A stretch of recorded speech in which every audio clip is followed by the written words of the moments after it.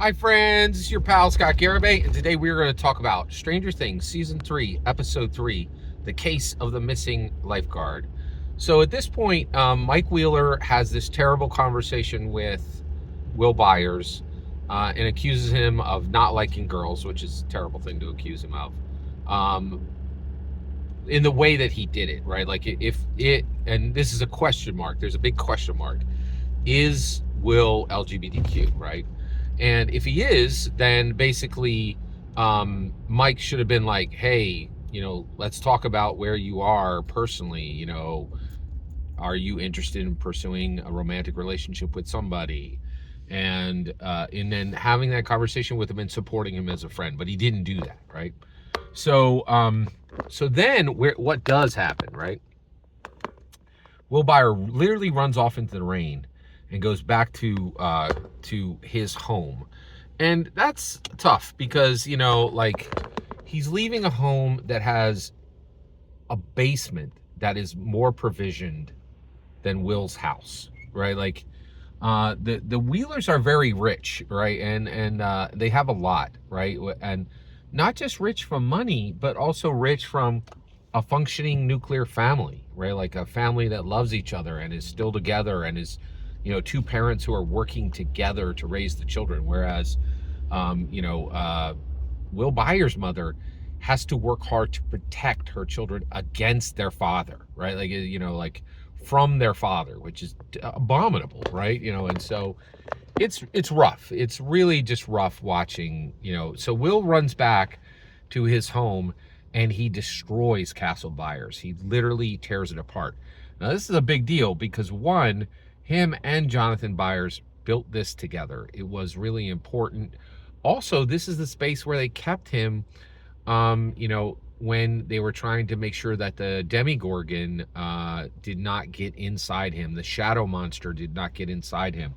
This was an important structure, and, the destruction of it is bad figuratively and literally, right? Like this, it means that this third place that Will had is now destroyed, and it's really bad, and it's very dramatic. At this point, we cut back over to Max and 11. They actually track Heather all the way down to her home. Now, what's interesting is Heather's father is the leader of the Hawkins, is actually the leader of the Hawkins Gazette, like whatever the newspaper, the Hawkins newspaper, right? And so Billy is having dinner with the parents and charming the father and the mother and pretending that he is Heather's boyfriend and girlfriend. However, and then Max and 11 come in and they push up against him and they're like, hey, Billy, what are you doing here? What's going on? Is Heather okay? Now, Heather and Billy are not even human anymore. They are inverted.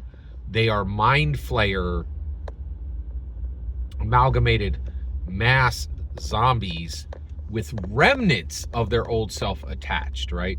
So what's really interesting is Will Byers was a human with remnants of upside down material in him. These creatures are upside down creatures with a shred, just a mist and a vapor of humanity still attached, right, to the old human that was there.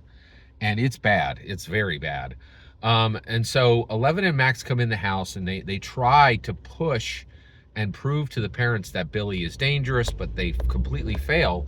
And Billy sends them packing, right? And it was like, get home. And they go, and because they can't prove anything, right?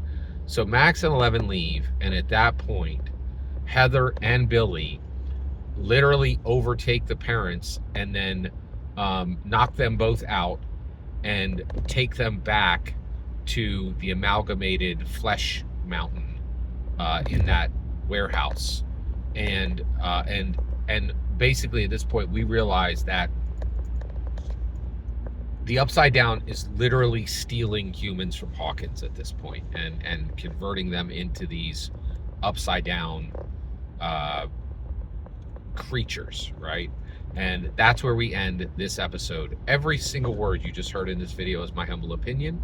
Nothing more, nothing less. The important part is when I get to hear your humble opinion, when you get in the comments and send your traffic. Please consider like, subscribing, and have a fetch millennium.